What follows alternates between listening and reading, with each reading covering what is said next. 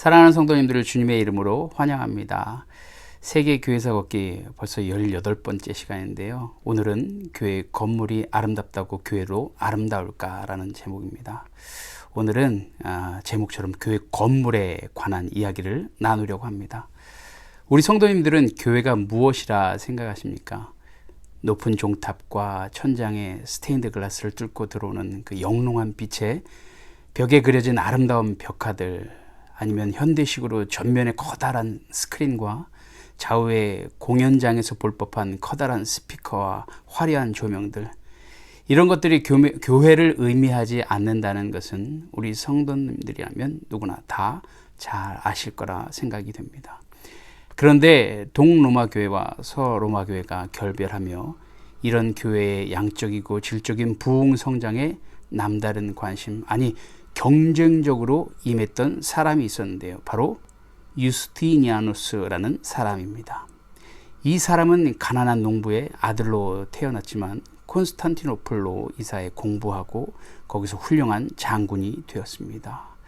그리고 주 527년 삼촌이었던 유스티누스의 뒤를 이어 비잔티움 제국의 황제가 되었습니다. 유스티니아누스는 통치 능력이 부족했던 삼촌의 그 황제 시절부터 여러 가지 행정을 도맡아 처리했고, 황제가 노쇠한 후에는 사실상 그 혼자 제국을 통치하다시피 했습니다. 유스티니아누스는 미천한 출신에도 학식이 뛰어났고 또한 신중하고 적절한 판단으로 국정을 운영해서 원로원의 신임을 받았다고 합니다. 유스티니아누스는 파격적인 정치를 시행한 것으로도 유명한데요. 관례적으로 행해지던 그 신분에 따른 관리 등용 제도를 없애고 재능에 따라 인재를 등용했습니다. 로마 황실과 귀족 정치의 부패를 없애는 근대적 정치를 행했던 것입니다. 또한 그는 게르만족의 침입으로 잃어버렸던 영토를 되찾았습니다.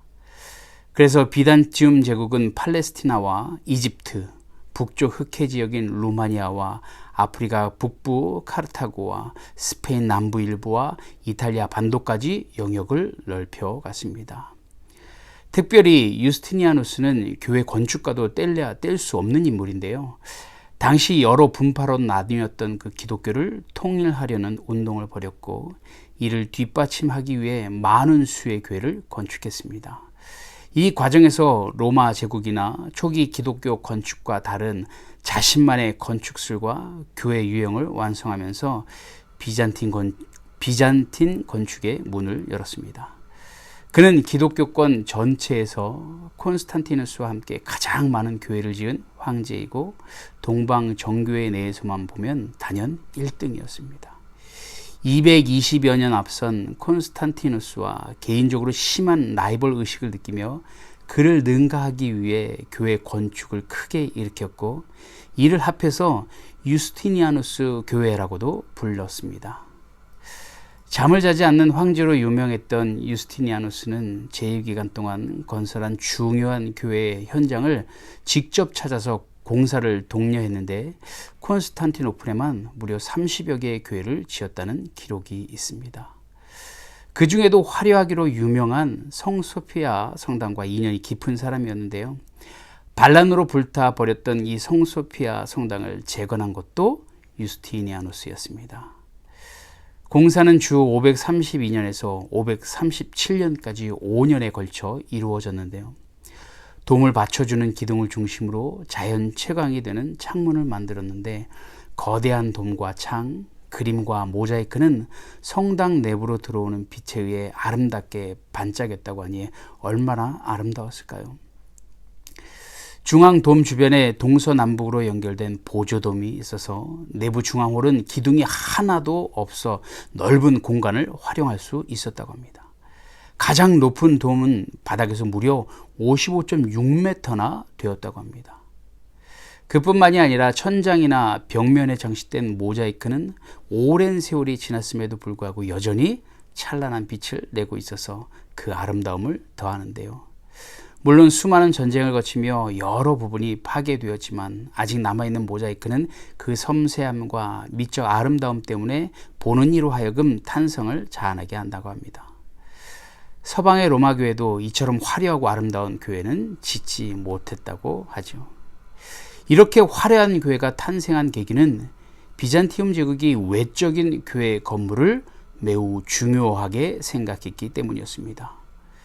그런데 제1교회 성도 여러분, 교회 건물이 아름답다고 교회도 아름다울까요? 교회 건물이 웅장하고 아름다우면 좋겠지만 교회의 변질로 이어지기 쉽다는 걸 기억하셔야 합니다. 교회는 건물이 아니기 때문이죠. 교회는 영적 존재이며 몸된 교회의 머리는 예수 그리스도이십니다. 눈에 보이지 않는 교회를 눈에 보이는 화려하고 웅장한 건물로 보여주려는 것은 참 교회의 모습을 보지 못하게 할 수도 있는 것입니다.